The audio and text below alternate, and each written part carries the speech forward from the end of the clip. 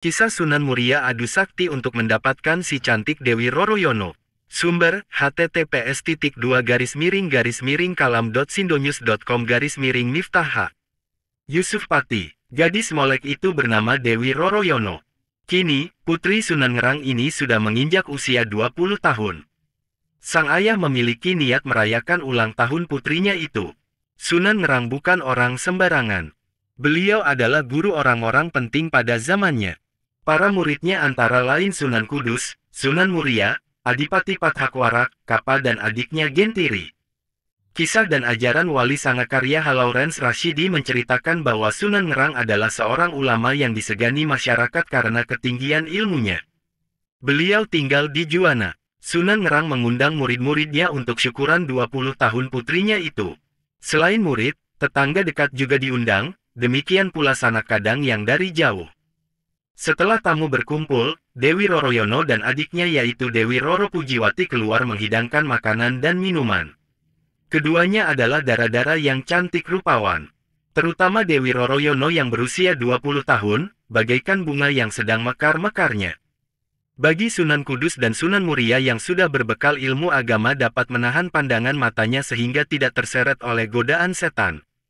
Tapi seorang murid Sunan Ngerang yang lain yaitu Adipati Pathakwarak memandang Dewi Roroyono dengan mata tidak berkedip menikmati kecantikan gadis itu.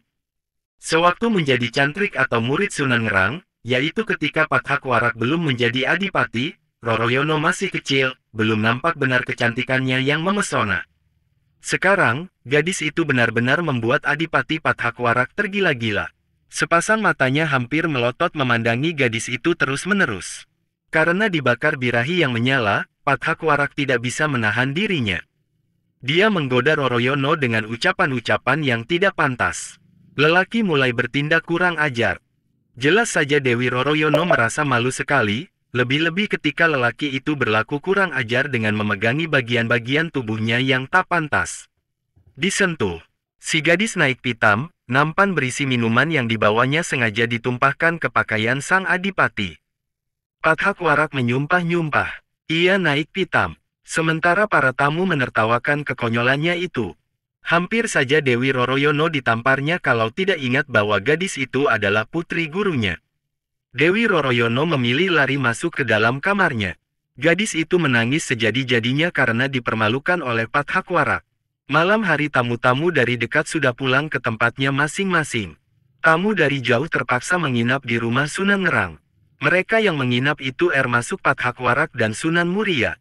Pathakwarak memiliki niat tak terpuji. Lelaki yang sudah dibakar nafsunya itu tak dapat memejamkan mata kendati malam telah larut. Pathakwarak kemudian bangkit dari tidurnya mengendap-endap ke kamar Dewi Roroyono. Gadis itu disirapnya sehingga tak sadarkan diri. Kemudian melalui genteng Pathakwarak melorot turun dan membawa lari gadis itu melalui jendela. Dewi Roroyono dibawa lari ke Mandalika, wilayah Keling, Jepara. Setelah Sunan Ngerang mengetahui bahwa putrinya diculik oleh Pathakwarak, maka beliau berikrar siapa saja yang berhasil membawa putrinya itu bila perempuan akan dijadikan saudara Dewi Roroyono. Bila lelaki akan dinikahkan dengannya. Tak ada yang menyatakan kesanggupannya.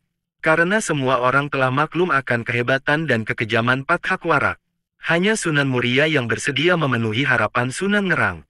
Saya akan berusaha mengambil Diajeng Roroyono dari tangan Pathakwarak, ujar Sunan Muria menyatakan kesanggupannya. Maka berangkatlah Sunan Muria ke Keling.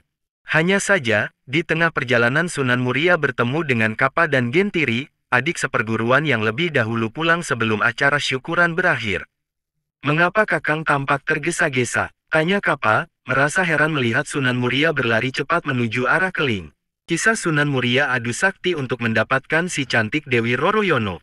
Sumber, https://kalam.sindonews.com/miftah. Yusuf Pati, gadis molek itu bernama Dewi Roroyono. Kini, putri Sunan Ngerang ini sudah menginjak usia 20 tahun. Sang ayah memiliki niat merayakan ulang tahun putrinya itu. Sunan Ngerang bukan orang sembarangan. Beliau adalah guru orang-orang penting pada zamannya. Para muridnya antara lain Sunan Kudus, Sunan Muria, Adipati Pathakwarak, Kapa dan adiknya Gentiri.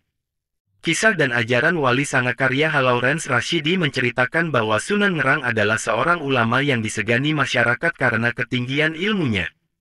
Beliau tinggal di Juwana. Sunan Ngerang mengundang murid-muridnya untuk syukuran 20 tahun putrinya itu. Selain murid, tetangga dekat juga diundang, demikian pula sanak kadang yang dari jauh. Setelah tamu berkumpul, Dewi Roroyono dan adiknya yaitu Dewi Roro Pujiwati keluar menghidangkan makanan dan minuman.